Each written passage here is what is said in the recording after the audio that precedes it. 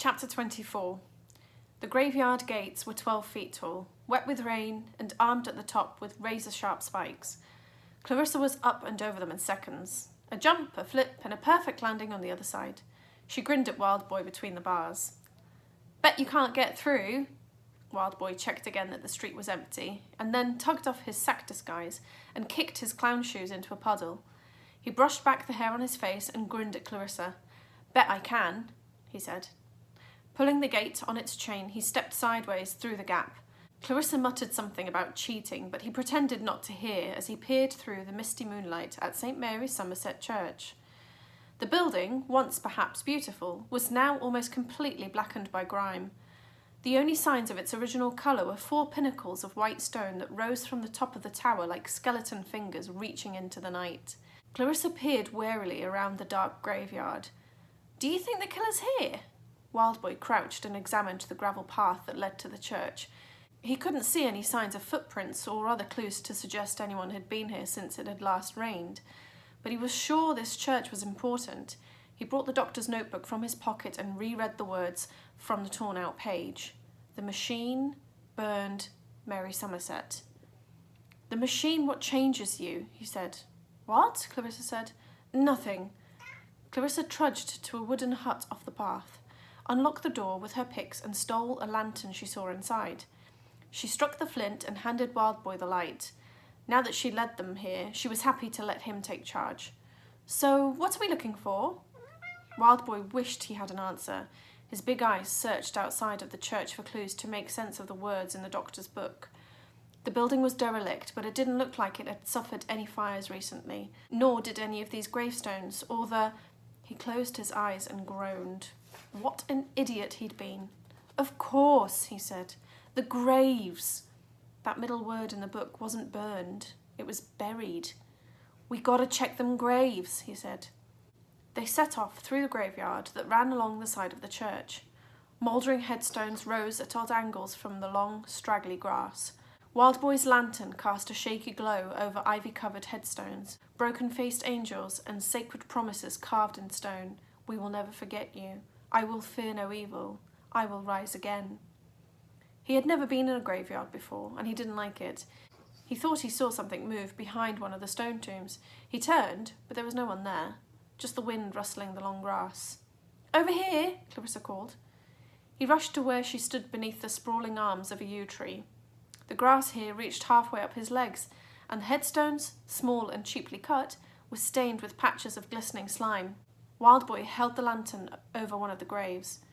At the top of the headstone, he could just see a faint letter scratched beneath the mould. "Another G," Clarissa said. "It's them again, the gentlemen." Wildboy rubbed away a patch of the mould to reveal the name on the headstone. "Thomas Weems." "Never heard of him," Clarissa said. "Yes, you have," Wildboy thought. She just didn't remember. He opened the doctor's notebook and flicked to the page. "Here, this is him. Prisoner Thomas Weems. A dismal trial upon the subject, who lasted not 5 seconds under the machine's full charge."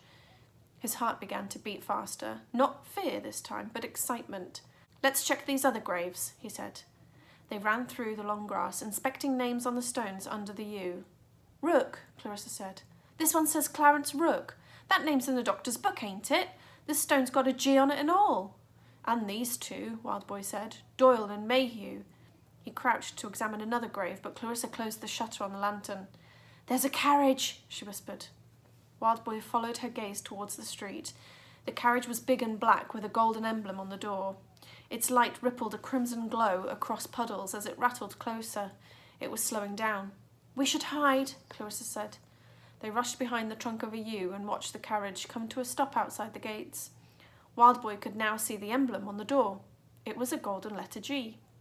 The door opened and 4 men emerged, dressed in frock coats and stovepipe hats. As the smallest man stepped into the lamplight, a glint of gold shone from under the shadow of his hat. "That's him," Wildboy said. "That's the golden-eyed man." The other men slid a long wooden crate from inside the carriage. Grunting with effort, they carried it towards the gates. The golden-eyed man unlocked the gates. "Hurry, gentlemen," he said. Wildboy and Clarissa huddled together, barely daring to breathe, as 2 of the men carried the crate past the yew tree. The golden-eyed man followed, one hand leaning on his cane, the other raising a lantern against the dark. And then he stopped, just yards from the yew tree. His one good eye narrowed as it scanned the graveyard. He gripped the top of his cane and, swish, drew a long steel blade from inside. Wildboy's hands clenched into fists. He and Clarissa had made it this far, and he wasn't going to let this man catch them now. Not now. The golden-eyed man stepped towards the tree. Clarissa gripped Wildboy's arm. She was shaking, but he could see in her eyes that she too was ready to fight. The golden-eyed man came closer. "Sir," a voice called. The third man ran along the path from the gates, clutching something he'd found. He opened his mouth to speak, but the golden-eyed man silenced him with a look. "May I remind you, Mr. Beauchamp, that we are a secret organisation?" "Sir," the other man said. "Perhaps you might lower your voice." "I'm sorry, sir," the man whispered. "I found this." Wildboy could see what the man held. It was the sack that Clarissa had made him as a disguise. The golden-eyed man slid his sword back into his cane. He held the sack to his lantern and studied its jack-o'-lantern face and charcoal writing. Just for a second he seemed to wince. Wildboy remembered the agony he'd seen the man in at the fair and the relieving liquid he kept in his false eye. But the man stopped himself from reaching for it. His jaw clenched, and he handed the sack back to his companion.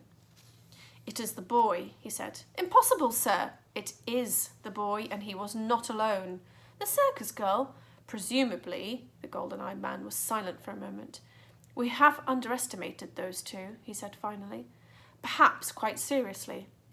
"Sir, this is grave news. If those two learn about—" "I am aware of the gravity of our situation, Mr. Beauchamp. This is why I wish you to stop speaking. There remains a killer on the loose, and I can assure you that it is neither Wildboy nor Clarissa Everett. Whoever it is, he is after the machine, and that means he is after us. But for now, this crate remains our priority." He moved away from the yew towards the church, where he unlocked the doors and pushed them open. He followed his companions as they carried the crate inside. "We shall take care of the children later," he said. The doors closed with a hollow thud. Immediately, Wildboy burst from behind the tree and ran for the church, weaving between headstones and tangles of bramble. That man had said he had the machine. Wildboy had to know if it was real, if there really was a machine that could change how he looked. But as he neared the doors, another thud echoed around the graveyard. It came from the church. The blackened walls had begun to shake, and then a louder noise echoed from inside, rattling chains and a deep grinding sound like stone scraping against stone. The glass rattled in the broken windows, and then silence. "What just happened?" Clarissa said, catching up. Wildboy had no idea, but he was desperate to find out. He looked to a large broken window about 30 feet high. "Can you get up there to see?" Clarissa hesitated, touching the bruise on her face, but she nodded and began to climb. Wildboy barely saw how she managed it. She was up in seconds, clinging to the window ledge and peeking through one of the remaining stained glass panels. "What can you see?" Wildboy whispered. "Wait there," she replied. She climbed higher and then, in one quick move, swung feet first through the empty part of the window. "Clarissa!" Wildboy called. He didn't hear her land. The only sounds were the cracking of a crow high on the tower and the whistle of wind through the broken window. And then the door slowly creaked open. Wildboy staggered back, fists trembling, but it was just Clarissa. The sequins on her dress shone red and gold in the light from inside the church. "You won't believe this," she said. Cautiously, Wildboy stepped through the door. He brushed hair away from his eyes and stared. A fallen statue of an angel lay shattered across the aisle between rows of wooden pews. Above it, a candle flickered on a stand, its light glimmering off a bronze cross that stood in the centre of the altar. But otherwise the church was empty. The men had vanished.